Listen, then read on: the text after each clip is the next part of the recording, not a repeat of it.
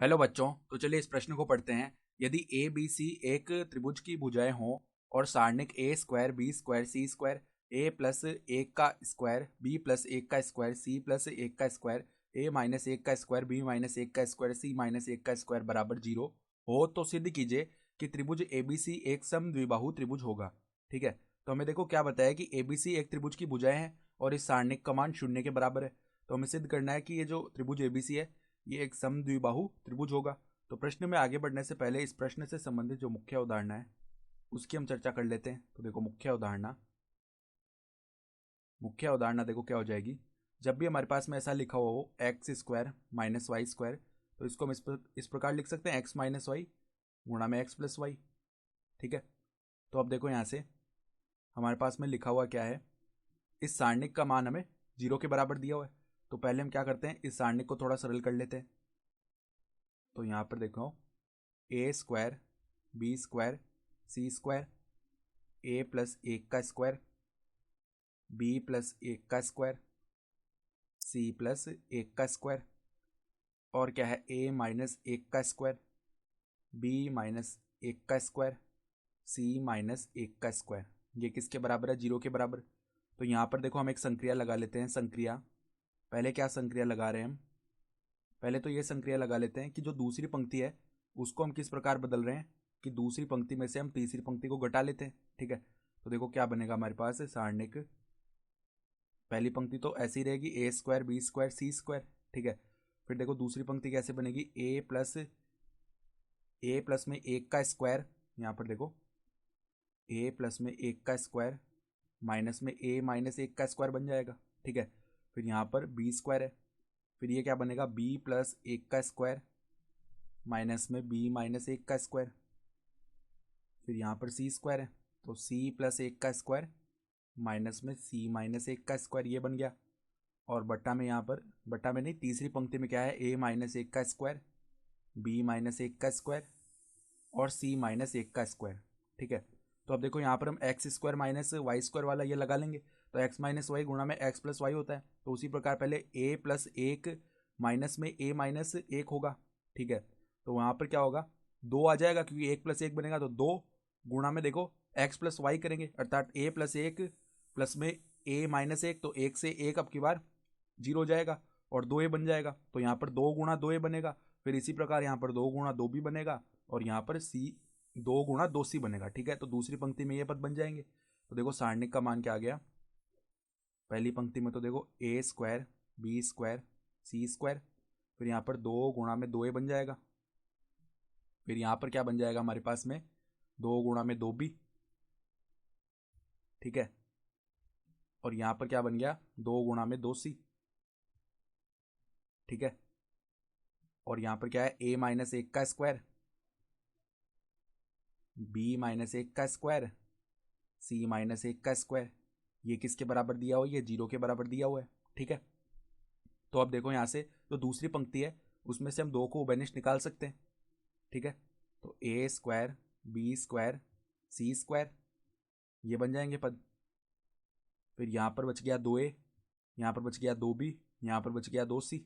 ठीक है, एक बार के लिए हम केवल 2 को उभयनिष्ठ निकाले हैं दूसरी पंक्ति में से। फिर देखो ए माइनस एक का जो वर्ग है उसको हम खोल लेते हैं, तो ए स्क्वायर प्लस में एक माइनस 2 ए बन जाएगा। ठीक है, फिर देखो बी माइनस एक का वर्ग खोलते हैं तो बी स्क्वायर प्लस एक माइनस में 2 बी, इसी प्रकार ये हो जाएगा सी स्क्वायर प्लस एक माइनस में 2 सी। तो ये बन गया और ये किसके बराबर है, 0 के बराबर। ठीक है, तो अब देखो यहाँ पर हम क्या करते हैं, यहाँ पर एक और संक्रिया लगाते हैं। संक्रिया क्या संक्रिया लगा रहे हैं, जो तीसरी पंक्ति है उसको हम किस किस प्रकार बदलते हैं कि तीसरी पंक्ति में से हम घटा लेते हैं पहले तो किसको, पहली पंक्ति को। ठीक है, इसको घटा लेते हैं और इसमें हम क्या जोड़ देते हैं, दूसरी पंक्ति। ठीक है, तो यहाँ पर देखो क्या आएगा 2, ये तो हो गया ए स्क्वायर बी स्क्वायर सी स्क्वायर, ये हो गया 2 ए 2 बी 2 सी।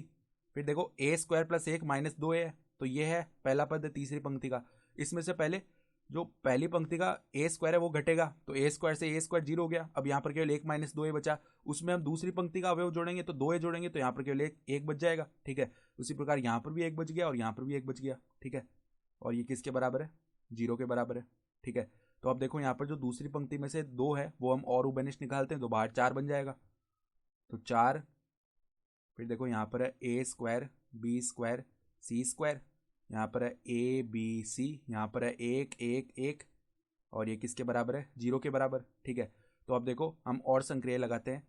जो पहला स्तंभ है उसको हम किस प्रकार बदल लेते हैं? उसको हम बदल लेते हैं, पहले स्तंभ में से हम दूसरे स्तंभ को घटा देते हैं। ठीक है, फिर दूसरे स्तंभ को भी हम इसी प्रकार बदल रहे हैं कि दूसरे स्तंभ में से तीसरे स्तंभ को घटा लेते हैं। ठीक है, तो देखो क्या बनेगा, 4, यहाँ पर ए स्क्वायर माइनस बी स्क्वायर बनेगा तो उसको हम ऐसे लिख लेंगे ए माइनस बी गुणा में ए प्लस में बी। ठीक है, फिर यहाँ पर ए माइनस बी बन जाएगा, फिर यहाँ पर 0 बन जाएगा। इसी प्रकार यहाँ पर बी माइनस सी गुणा में बी प्लस सी का पद बनेगा, यहाँ पर बी माइनस सी बन जाएगा और यहाँ पर 0 बन जाएगा। और तीसरा स्तंभ ऐसे ही रहेगा सी स्क्वायर सी 1। ठीक है, और ये 0 के बराबर है। तो अब हम देखो पहले स्तंभ में से ए माइनस बी को उभयनिष्ठ ले सकते हैं और दूसरे स्तंभ में से हम बी माइनस सी को उभयनिष्ठ ले सकते हैं। ठीक है, तो अंदर क्या बचा हमारे पास में, यहाँ पर ए प्लस में बी, यहाँ पर 1, यहाँ पर 0, फिर यहाँ पर बी प्लस में सी, यहाँ पर 1, यहाँ पर 0। ठीक है, और यहाँ पर सी स्क्वायर सी 1। ठीक है, और ये किसके बराबर है? 0 के बराबर। तो अब देखो इस सारणिक का हम प्रसार कर लेते हैं तीसरी पंक्ति के अनुदिश, क्योंकि यहाँ पर 2 शून्य बने हुए दिख रहे हैं हमको। तो देखो ये जो 2 शून्य वाले पद हैं ये जब गुणा होंगे इनके पदों से उप सारणिकों से तो वो तो 0 बन जाएगा। तो सीधा 1 जो है उसके अनुदिश ही होगा प्रसार तीसरी पंक्ति में। तो देखो 4 गुणा में ए माइनस बी गुणा में बी माइनस सी, और यहाँ पर देखो गुणा में क्या आ जाएगा प्रसार करने पर, ए प्लस बी माइनस में ब्रैकेट बी प्लस सी, अर्थात ये क्या बन जाएगा, ए प्लस में बी माइनस सी, और ये 0 के बराबर है। तो देखो यहाँ पर बी से बी 0 हो जाएगा, अर्थात क्या बना, 4 गुणा में ए माइनस बी माइनस सी, ए माइनस सी किसके बराबर है? 0 के बराबर।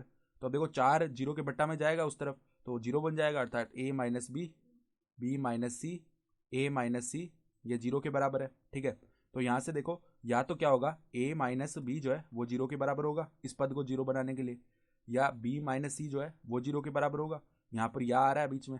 ठीक है, या क्या होगा, ए माइनस सी जो है वो 0 के बराबर होगा। तो अगर ए माइनस बी 0 के बराबर हुआ तो ए बराबर में बी आ गया, या बी बराबर में सी आ गया यहाँ से, या ए बराबर में सी आ गया। तो ये 3 हमारे पास में स्थितियाँ होंगी, और तीनों स्थितियों में हम देख सकते हैं कि 2 भुजाएं जो है त्रिभुज की, एबीसी त्रिभुज की भुजाएं तो है। ठीक है, तो 2 जो भुजाएं हैं वो बराबर आ रही है। ठीक है, हर इन तीनों स्थितियों में ये चीज देख सकते हैं, या तो ए बी के बराबर होगा, या बी सी के बराबर होगा, या ए सी के बराबर होगा। ठीक है, तो तीनों स्थितियों में ही जो 2 भुजाएं हैं वो बराबर आ रही है, अतः हम क्या कह सकते हैं, अतः त्रिभुज एबीसी एक समद्विबाहु त्रिभुज है, क्योंकि इसकी 2 भुजाएं बराबर आ रही है हर स्थिति में। अतः त्रिभुज एबीसी एक समद्विबाहु त्रिभुज है, और यही हमें सिद्ध भी करना था। तो हम लिख सकते हैं इति सिद्धम, अर्थात दी गई उदाहरणा के आधार पर हमने सिद्ध करके दिखा दिया। तो आशा करता हूं कि आपको यह प्रश्न समझ में आया होगा। धन्यवाद।